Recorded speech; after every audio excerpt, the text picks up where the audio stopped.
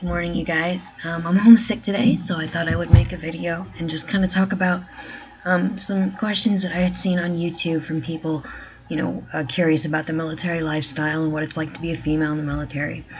I'm not going to obviously answer everything, right now, but I thought I would make one about this question that I've seen over and over again: which branch of the military should I join? I think the most important thing to understand there is that each branch is very particular and very individual. No, not one is better than the other. They're all used for very specific things, and it should really be a result of how you think that you will do in each service. I mean, I did a ton of research before I joined the military. I did Google searches and looked around on internet forums and, how.com and Wikipedia, Google, everything, basically. I talked to friends of mine who were in the military, family members who had been in, and kind of talked about what it's like to really be in each different service, because there are different mentalities that go with each one. If your dad's dad's dad's dad, you're all Army, that doesn't mean you should join the Army. No, it doesn't. It means that if you want to join the military, you need to, do your research and figure out if the Army is really for you. I mean, think about what you want out of your military career.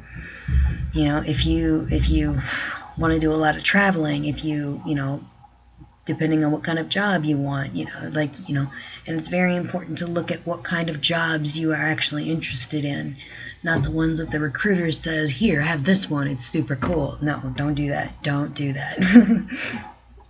Or you'll end up getting screwed and then you'll be miserable. When there are some really super cool jobs around that, if you can just get into them. But sometimes people don't know about them. So, you have to choose the thing that's best for you. I mean, my grandfather was in the Navy. My mom's stepdad was in the Army. My mom's real dad was in the Air Force. I've had people from various branches in my family. For me, I decided the best chance or the best opportunity for me was in the Air Force, And there's, and any of you sitting out there right now going, oh, Air Force, they have the Chair Force. Not really. And basically people who either don't know anything about the military or are in the Army say that. Well, all branches say that. We take a lot of crap. But basically, Air Force and Army, their training is almost the same. Like, it's almost exactly the same now. The only thing I think my cousin did that I didn't get to do when I was in basic was that she got to do an extra week of weapons training, whereas we save all that, depending on your job, indicates what kind of weapon training you get. There's a lot you have to take into consideration. The Air Force, or the military in general, is not like going to college. It's not. It's a lifestyle choice. It's this idea that you just pick it up and throw it away, it doesn't happen at all. Well, one thing, because you're under contract, so you literally can't. but it should be a very careful, thoughtful decision. And males, I don't mean to exclude you, but I'm going to speak to the females here for a minute.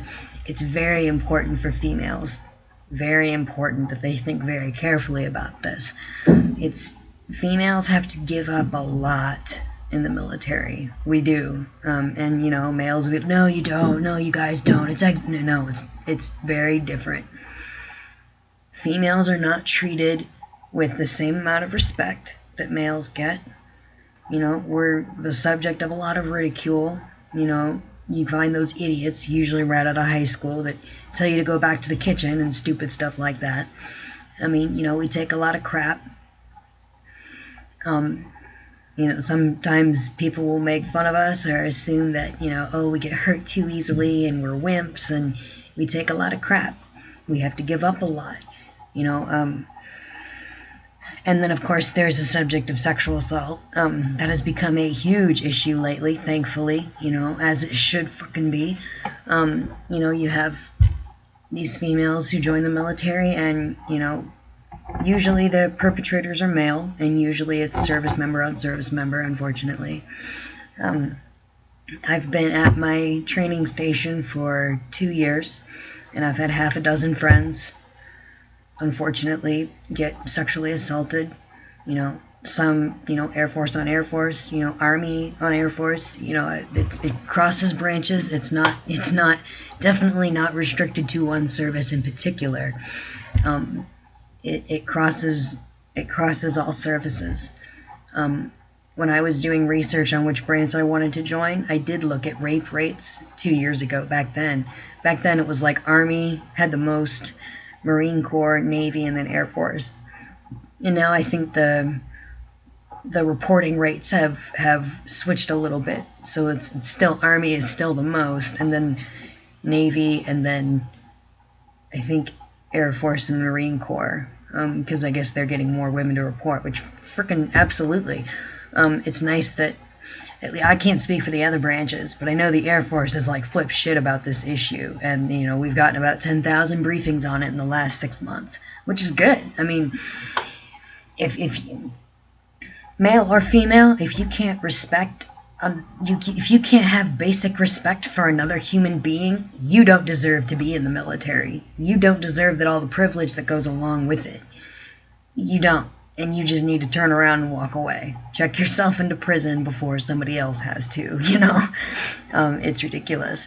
I was I shouldn't say I was surprised, because I wasn't, but it was disappointing. It was very disappointing to find out that when I got here, the attitude that people still have about it, about sexual assault and females in the military.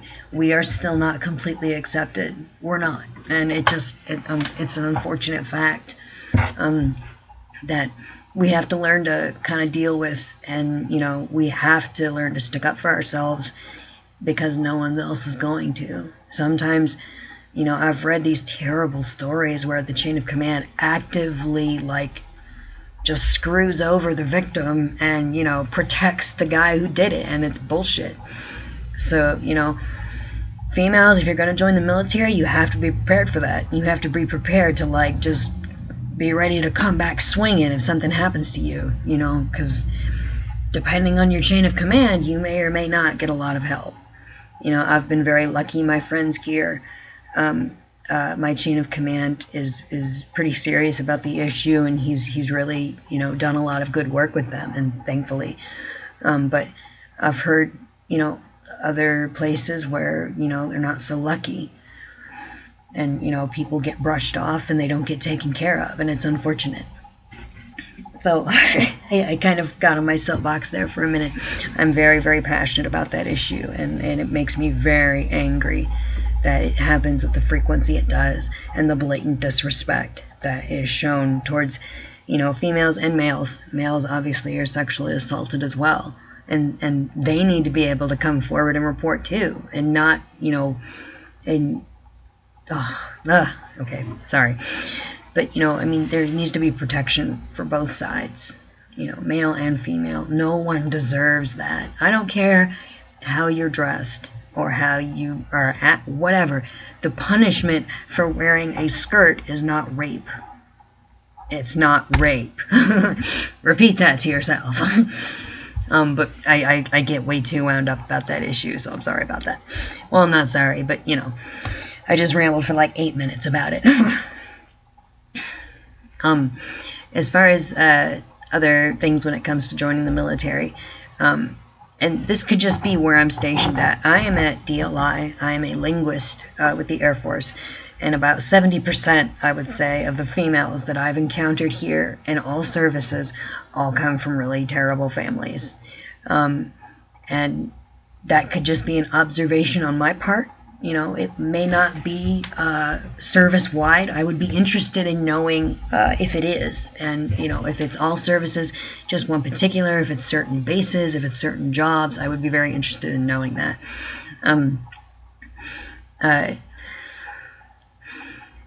The military can be a great place for people who come from bad family lives. It gives you stability, it gives you structure, it gives you a paycheck, so that can be fantastic. And, if you get through the whole thing, you can go to school. I would definitely recommend it. Do it. It's great if you're right out of high school, especially. I went to college first. I put myself through college. I graduated, and then at the end I couldn't afford to go on and get a master's or anything. So I joined the military. I figured, heck, why not? I'll go to DLI, learn a language for free. Might as well. It's not exactly what I expected. This place kicks your ass. So if your recruiter asks you to take the D-Lab test, that is the linguist test. And sometimes they don't tell you what it is. They just want you to take it. And then if you get a high enough score, they say, oh, we're switching your job to linguist. Yeah, no bueno. If you don't want to be a linguist, you need to be like, no, I refuse. Because, even if you've signed that paperwork, no. You still have rights. They tell people, oh, well, you don't have a choice. You have to do this. Well, shit, you do. But unfortunately, when you're just coming in, you don't know that. So, there's a lot of things that you learn as soon as you get on the other side. You're like, that frickin' bastard. He screwed me big time. But yeah. DLI is no small potatoes. I went to a private Catholic university, and this place kicks my ass. It was pretty rough. It was rough for me. But yeah, there's a lot of really cool jobs in the military. There's a lot of experience you can get. You can go to school for free. They paid for me to take the GRE, which is nice. And health-wise, I haven't had any problems with the military. They've been really good to me. But I've heard a lot of bad stories about people who, have gotten screwed big time. I just had surgery at Stanford, and I didn't have to pay for it, which is awesome.